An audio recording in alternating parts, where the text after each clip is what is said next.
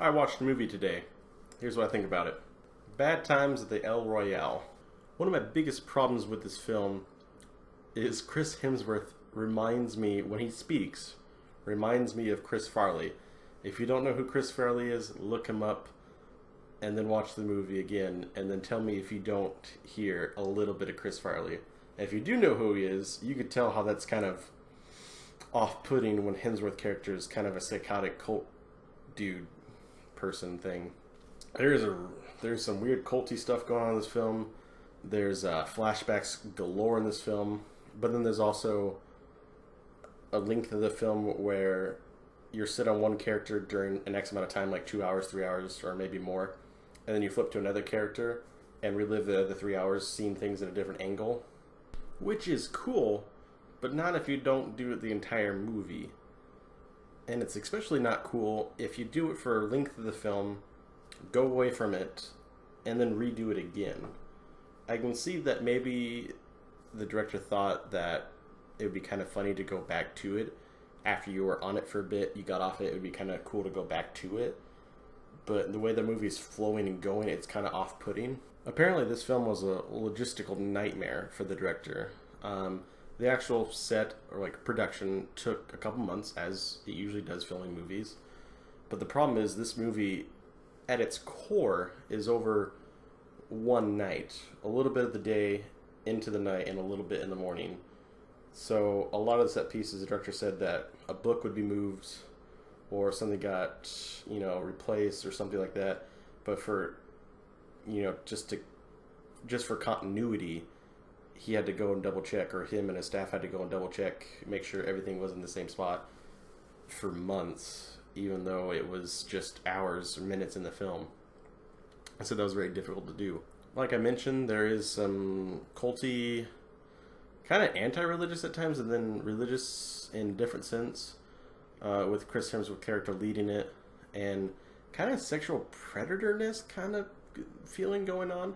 I can't get a hit on some of the ages of characters at certain moments or when certain characters came into the lives, but it is a couple scenes where might be something going on there that we don't want to know about. I just want to mention that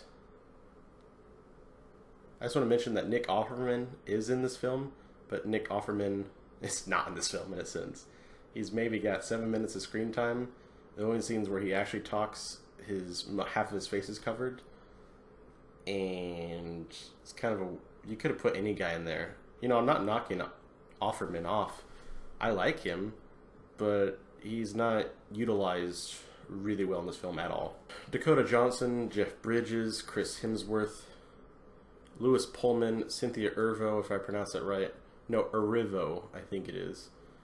Kaylee Spaney. All of them have fun doing their parts, I think. It seemed like, not anyone was cashing it in. They're all trying. But the thing is, they're all not trying 110% some of the times, I feel like. And at other times, it's just the dialect itself is off-putting. I still think this is a fun movie. If I were just to say that, if I wasn't a critic like I like calling myself, I was just an average Joe, I would enjoy this film, and I wouldn't ever own it. But if it ever came on Netflix or something like that, I would suggest to my friends we watch it, just for funsies. But as a critic, there's just a lot of things I don't like going on. There's just a lot of stuff shoved into this film. A lot of assumed things that the audience could get, but at the same time, I just wanted to for things to happen in a certain way, and they didn't. I'm trying not to be too spoiler here. Certain characters you're more lean to root for, since everyone at the El Royale has, things that keep them good, but a lot of things that keep them bad, and it keeps on flicking back and forth when the script or the plot needs it to. If someone's good or bad, and they flip it, or if someone needs a certain background, they will, ex machina style. And it comes up to the end that the people that are on top of this game, I guess you can call it for lack of words and lack of trying to not spoiler it, not necessarily the ones you want. One of them maybe, but at the same time there's a lot of things going on at the end that push and pull you certain ways. And the end is long. After the flipping back and forth between characters in the same time frame happens, then there's a long take of a lot of action going on, and Chris Hemsworth gets involved with his character since he's not really in the beginning of the film. And, stuff goes sideways very quickly, but then it goes back to a flashback and that sense of cutting back to characters in the same hour, and it kind of takes you away from it, and then it goes back to the finale. But the finale is a huge part of the film. I'm not checking my watch during the film, anything like that. But I feel like a long chunk of time was happening at the finale, what I thought was the finale. Then we had a flashback and certain things happened, and then we actually went to the true finale, which was very, very short. So it kind of pulled you out of it a little bit, maybe. This film was directed by Drew Goddard. He has directed The Cabin in the Woods. He's directed a couple episodes of The Good Place, and he's currently, it says on his IMDb that he's working on the X-Force movie.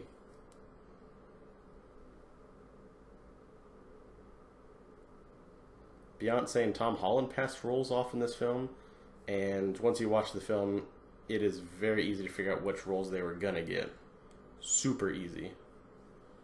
Right now, I think the last time I checked, it had about 40 reviews and about a 77, 78 on Rotten Tomatoes in terms of critic. I haven't looked at the audience score yet.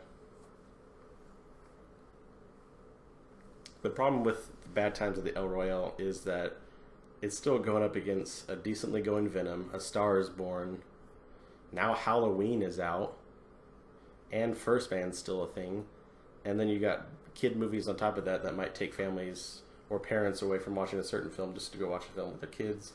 So I don't see it doing too great in the box office, and I don't think of it as higher than, I don't think people should be giving it 10 out of 10s or 9 out of 10s or even 8 out of 10s. That's pushing it. There's a lot of fun performances, but there's a lot of downtime that it just pads the runtime, or maybe they're going for a very aesthetic feel or to set up certain things, but it just doesn't pan off the way they wanted it to.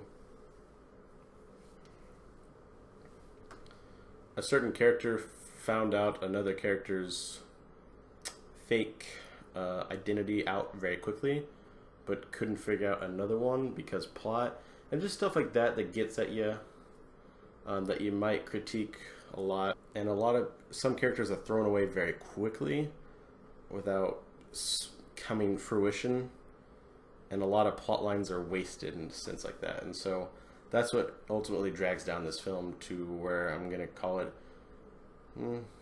6 out of 10. There's still some fun scenes, some fun acting, some fun lines, pieces that might jump you a little bit. Not like jump scary, but you're just like, oh, didn't see that coming, like a gasp, or like a little jump. Okay, then I guess it's a jump scare. But you know what I mean. It's not a horror film jump scare. It's just a thriller jump scare. I guess there's a difference there. But if you have any interest in it, I guess you can go see it. Definitely don't go see it if you're wanting, John Hamm or Nick Offerman, something like that. Maybe if you like Dakota Johnson a lot, or maybe Jeff Bridges or Cynthia Erivo.